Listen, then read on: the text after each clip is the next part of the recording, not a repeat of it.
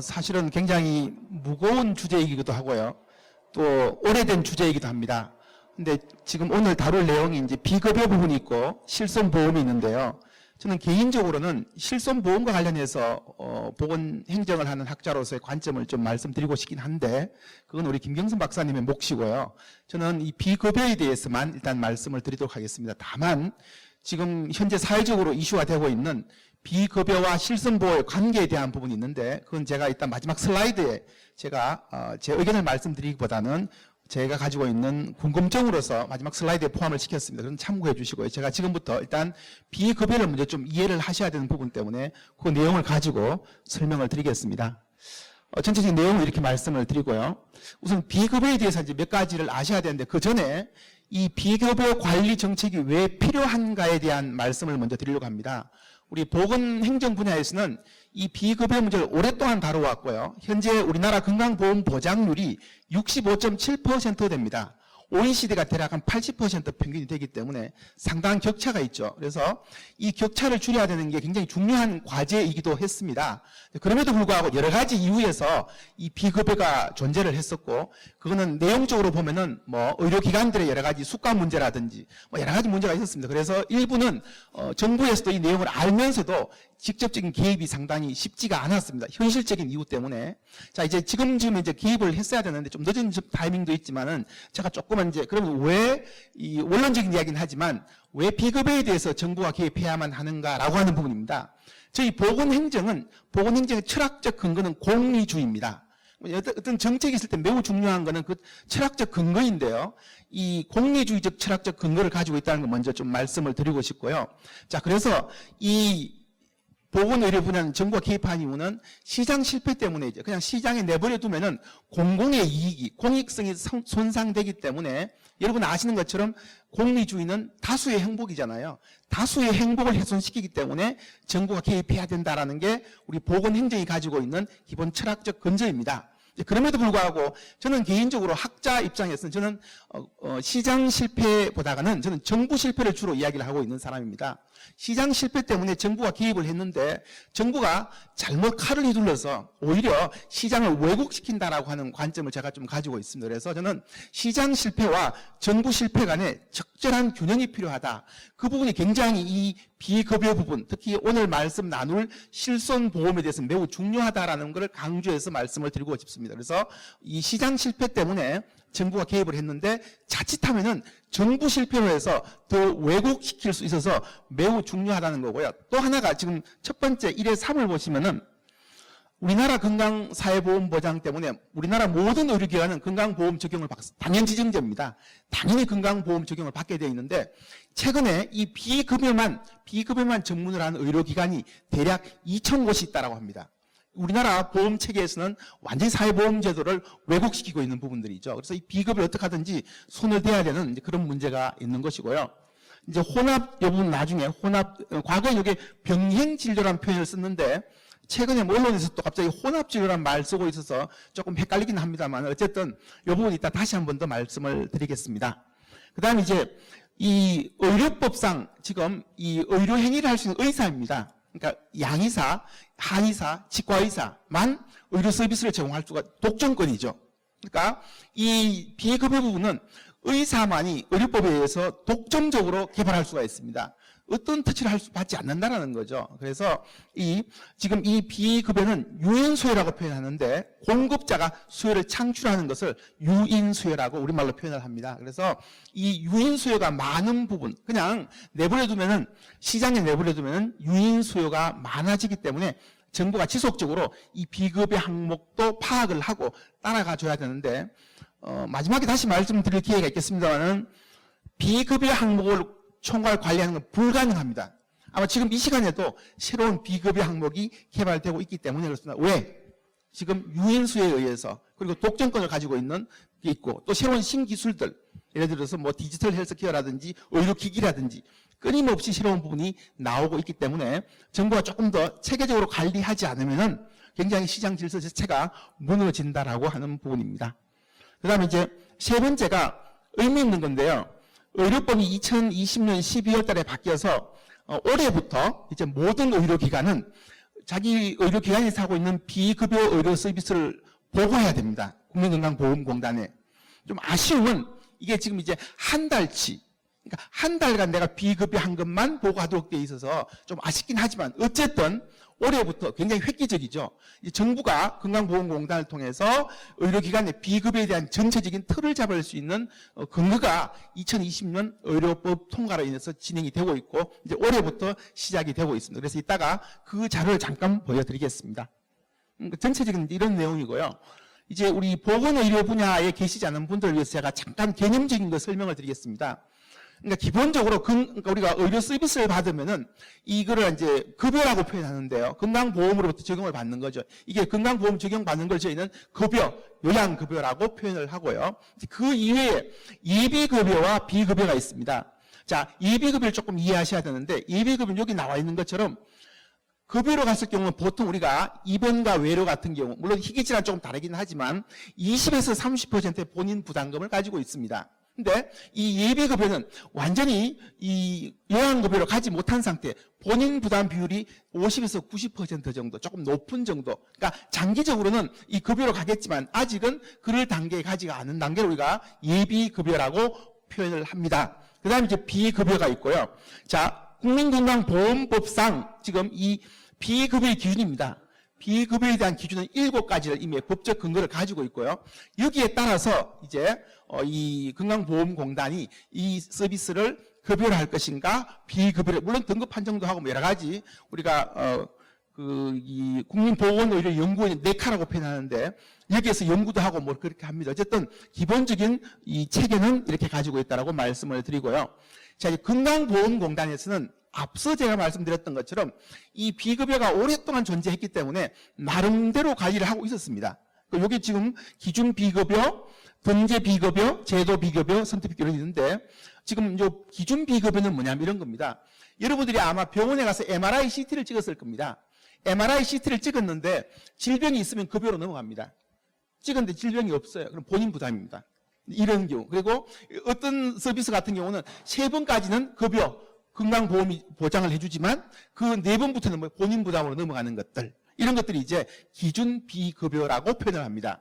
의료적인 차원에서 이루어지는데 보시는 것처럼 이런 부분이 있겠죠. 아까 제가 유행수요라고 말씀드렸는데, 그러니까 과잉 진료가 되었을 때 이게 발생하겠죠. 왜냐하면 2번만 찍으면 급여를 받지만 3번째부터는 비급여로 가니까 과잉 진료 같은 경우 이런 문제가 발생할 수가 있습니다. 자, 등재 비급여는 지금 사회적으로 이슈가 되고 있는 겁니다. 지금 도수 치료 포함해서. 그래서 비급여 목록에서 지금 별도로 다루고 있는 부분이 있습니다. 그다음에 요 제도 비급여는 요 서류성 관련, 여러분들이 뭐 수술을 뗀다든지 입원 증명서를 뗀다든지 뭐 이거 다 본인 부담금이거든요. 그래서 이런 경우가 이제 제도 비급여고요. 그다음에 이제 선택 비급여가 있는데 병원에서 이제 권하죠. 혹시 이거 하시겠습니까? 라고 이렇게 할 경우. 그래서 주로 이제 이 피부 미용과 관련된 거라든지 의약품 한방 뭐 이런 기타 검진 같은 경우. 그러니까 이 앞서 말씀드렸던 것처럼 의사들, 의료진들이 이렇게 권했을 때 선택할 수도 있고 내가 선택하지도 않을 수 있는 부분들. 이제 이렇게 크게 건강보험공단에서는 4개의 영역으로 비급여를 분류해서 관리하고 있었습니다. 진료비 현황인데 이거는 추정입니다.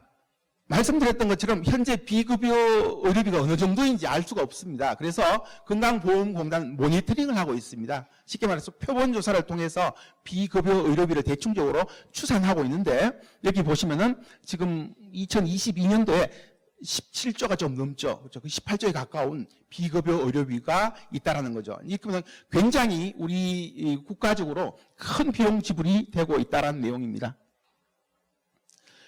요양 기간별로 이제 조금 비급여를 봐야 되는데요.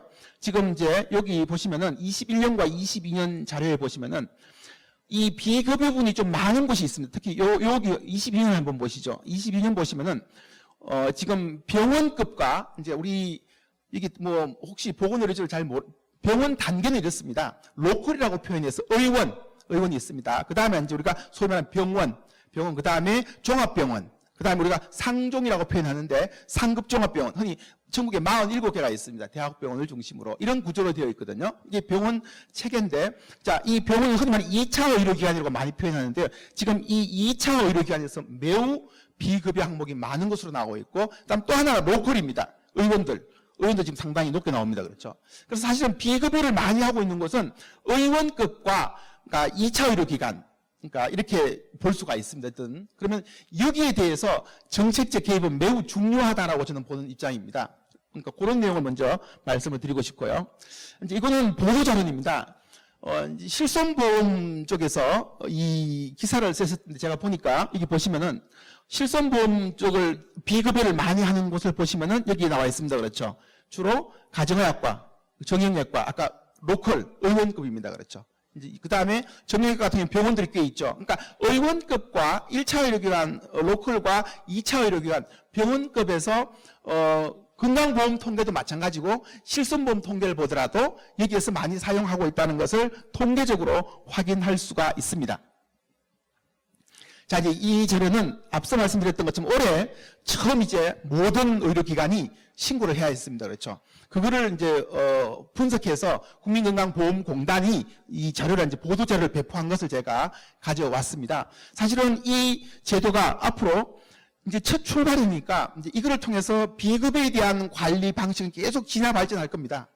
아쉬움은 이제 한 달치만 보고하기 때문에 사실 이게 뭐 6개월치를 한다든지 제가 마지막 지원 드리겠습니다. 뭔가 이 부분을 좀 바꿔야 되긴 하지만 어쨌든 우리가 첫 술에 배부를 수는 없으니까요. 그러니까 그 첫 발자국이 중요하잖아요. 그래서 어쨌든 이제 이번에 보고된 내용을 보면은 여기 나와 있는 것처럼 상당히 거의 제출률이 그렇죠. 의무적으로 해야 되니까. 그러니까 앞으로 이 자료를 잘 보면은 우리가 가야 될 방향들을 잘 알 수 있다는 내용들. 지금 제가 여기 설명을 드려놨습니다. 그렇죠? 이건 참고해서 한번 보시도록 하고요. 그래서 이제 이것들을 했더니 앞서 말씀드렸던 것처럼 비급여 진료비가 뭐 이렇게 나왔더라. 진료 과목은 역시 뭐예요? 역시 정형외과 좀 많더라. 그래서 이제 이런 것 때문에 이제 복지부가 계속 이제 우리 보도자료 내는 것도 뭐 도수치료, 정형외과 관련된 부분을 하는 근거는 이제 이 자료들에서 나오고 있다라고 보시면 될 것 같습니다. 이제 그리고 참고해서 보시고요. 이제 생애 주기별로 주로 어떤 비급여 항목을 많이 쓰는지 그 항목별로 이렇게 이제 정리를 해서 보고했던 자료에서 보시면은 각 그 생애 주기별로 조금씩 차이는 있기는 합니다만은 대부분 그러니까 중년기 같은 경우는 치과 관련해서 그렇죠. 치과 관련해서 조금 서비스들이 있는 것 같고요. 역시 노년기 이후부터는 이제 이 근골격계 중심의 그러니까 이런 부분들이 좀 많은 것으로 보이고 있으니 참고해 주시면 될 것 같습니다. 자, 이 부분이 또 하나 이제 중요한 자료인데요. 이제 이번에 비급여 보고에서 가격을 적게 했거든요. 그러니까 여기 보시는 글자가 좀 적긴 한데 이 최소값과 최대값 차이가 엄청 큽니다. 엄청 커요. 물론 적은 것도 있지만 각 항목별로. 그러니까 이 부분이 앞으로 정부가 이제 개입해야 될 어떤 지점이 아닐까 싶습니다. 물론 약간의 차이는 있긴 하지만 이게 너무 편차가 큰 것들이 있단 말이에요. 그래서 이 부분을 좀 조정을 할 필요가 있겠다라고 하는 건데 저는 정부가 결정하거나 아니면 우리 의료, 그러니까 의학 쪽은 좀 이렇게 학회가 굉장히 강한 주도권을 가지고 있고요. 어떤 결정권을 많이 가지고 있습니다. 그래서 학회별로 좀 뭔가 이런 것들을 진행했으면 좋겠다라는 바람이 제가 갖는 바람입니다. 왜냐하면 전체적으로 가격 편차가 너무 크더라는 거죠. 지금 예를 들어서 여기 15번 같은 경우는 100만 원부터 500만 원까지 이렇게 같은 서비스인데도 너무 큰 개입이 있다라고 하는 부분을 이번에 보고 자료를 통해서 확인을 할 수가 있습니다. 자, 여기까지가 이제 현재 상황입니다.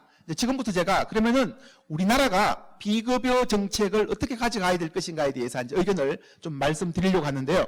첫 번째가 우리나라 그동안 어떻게 하냐 하는 거죠. 여러분 하늘 아래 태양 아래 새로운 것이 없다 그랬잖아요. 그러니까 이 비급여에 대해서 그간 굉장히 많은 정부가 노력을 했는데 이제 여기에 제가 쭉 최근까지 쭉 슬라이드를 가져왔는데, 처음에 이 지금 중요한 게 우리나라는 요 아래쪽에 보시면은 제1차 국민건강기기 종합계획 23년까지입니다. 지금 2차를 하고 있는데요. 이때부터 이미 비급여를 하겠다라고 2019년도, 이 자료가 2018년도에 만들어졌으니까, 다루었던 내용입니다. 근데 보시면은 2018년도 이미 지금 언론에 나오고 있는 그대로예요. 지금 언론에 나온 관리 방안에서 나온 것들이 같은 이야기입니다. 제가 좀 안타까운 게 옛날 묵은 캐비넷을 다시 끌어내서 그 서류를 펼쳐놓고 그냥 공무원들이 발표한다 이렇게 지금 볼 만큼, 그러니까 그렇게 볼 수가 있는 게 부정적인 거고요. 또 다른 측면으로 보면은 비급여 정책이란 게 뭐예요?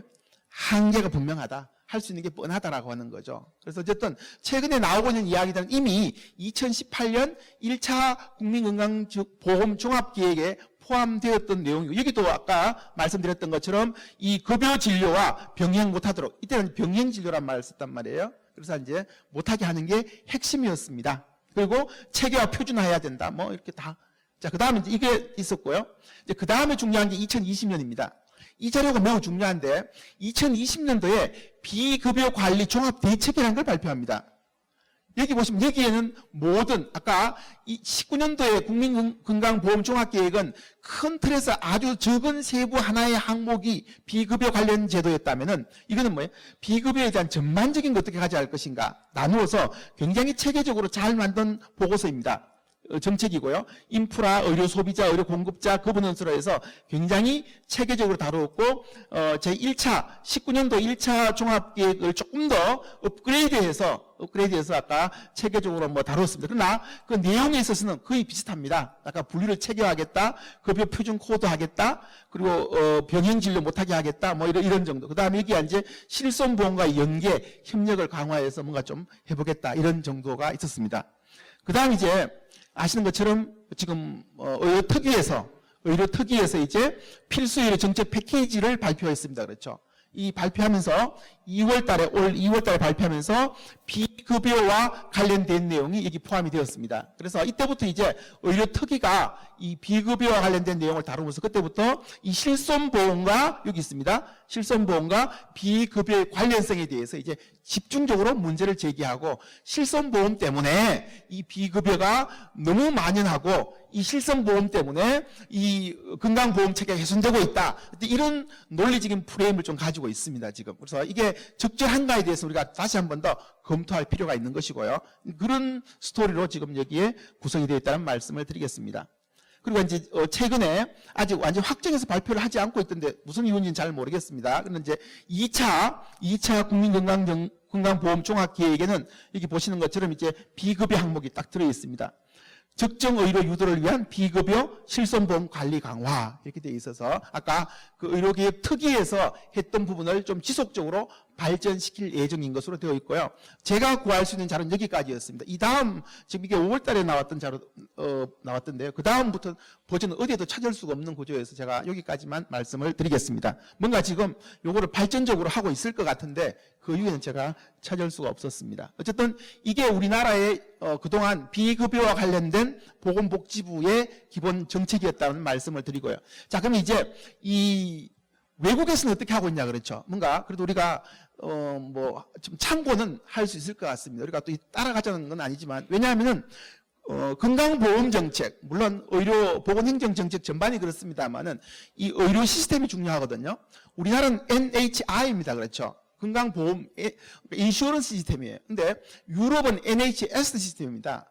보건의료 서비스 시스템이기 때문에 그러니까 NHI와 NHS 서로 다른 보건의료 서비스 체계를 가지고 있는 나라를 직접적으로 비교하기는 쉽지가 않습니다. 그 점을 한다 말씀드리기 되고요. 이제 그런 면에서는 우리가 독일이라든지 그 다음에 프랑스라든지 그다음 일본이라든지 이런 나라는 우리나라하고 조금 더 가까운 이 NHI 시스템을 가지고 있기 때문에 조금 참고를 더 할 수가 있을 것 같고요. 그런 지점으로 좀 이 제도들을 바라봐 주셨으면 좋겠습니다. 기본적으로 미국도 마찬가지고요. 유럽도 마찬가지. 다른 나라에서 비급여가 우리나라처럼 이렇게 팽창한 것을 이해를 못합니다. 그러니까 기본적으로 급여에서 커버하는 것이지 어떻게 비급여를 의사가 권장하고 비급여가 이렇게 만연되고 있고 이건 사실은 기본적인 원칙에서는 굉장히 벗어나 있는 제도이다. 외국에 있는 이 보건의료 정책을 학자들 입장이나 실제 필드에 있는 의사들이 우리나라 제도를 이해하면 믿기 어렵다.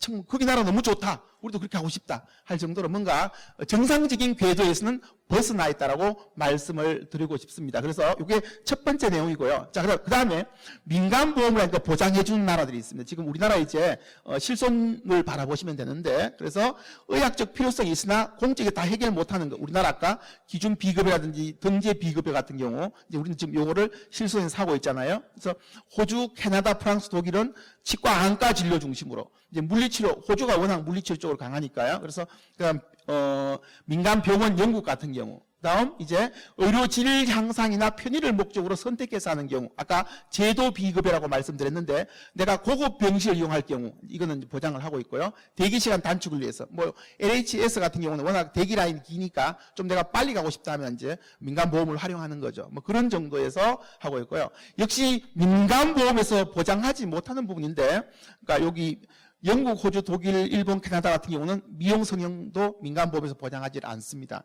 그 다음에 독일 같은 경우는 정신건강에 대해서도 보장하지 않고요. 어쨌든 이제 이런 정도로 나라별로 조금 편차가 있다. 그냥 참고해서 봐주시면 될 것 같고, 이제 제가 마지막으로 이제 정책적 지원을 좀 드리고 싶습니다. 앞서 말씀드렸던 것처럼 이게 실손보험으로 넘어가면은 굉장히 연계해서 많은 말씀을 드릴 수가 있는데, 제가 제 오늘 발표의 핵심은 현재 비급여가 어떤 체계로 되어 있고, 그리고 우리나라 그동안 비급여 정책을 어떻게 해왔고 앞으로 어떻게 할 것인가 중심으로 말씀을 드리기 때문에 이제 마지막으로 앞으로 가야 될 방향에 대해서 요약 발표를 하고 마무리를 하도록 하겠습니다. 저는 크게 세 가지 정책 방안을 제시를 했고요.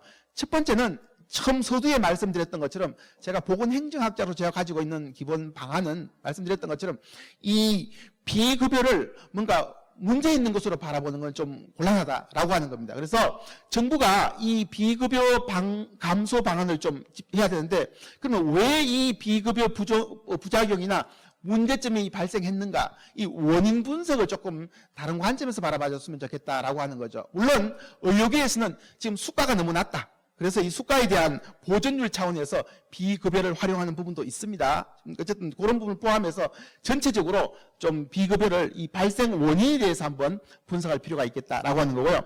두 번째는 현재의 틀, 이게 이미 우리나라는 1972년 이후부터 건강보험 제도를 가지기 시작했고, 이때부터 비급여가 나오기 시작했고, 오랫동안 진행되고 있는 이 의료 생태계라는 게 있습니다.